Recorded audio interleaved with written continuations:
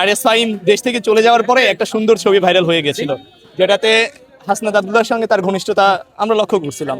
তো এখন অনেকে প্রশ্ন করতেছে যে আরএস ফাহিমকে বিএনপি নিয়ে আসছে, বিএনপি শালটা দিচ্ছে, বিএনপির মদদে তারা ঘুরে বেড়াচ্ছে।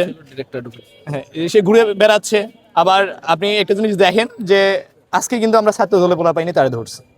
আমাদের শাহালি থানা, দারুসালাম থানা, ঢাকা মহানগর পশ্চিম ছাত্রদল, তারাই কিন্তু ইউরোপিয়ান ইউনিভার্সিটি ছাত্রদলের সিনিয়র যুগ্ম আহ্বায়ক সহ আমরা সবাই মিলে যারা ছিলাম তারাই প্রথম দিকে তাকে ধরে আটক করে রাখছি। তো এখন যদি এই প্রশ্নগুলো আসে, তারপরে আরেকটা বিষয় আপনি লক্ষ্য করে দেখেন, চিড়িয়াখানা কিন্তু আজকে বন্ধর দিন, আজকে বন্ধ ছিল।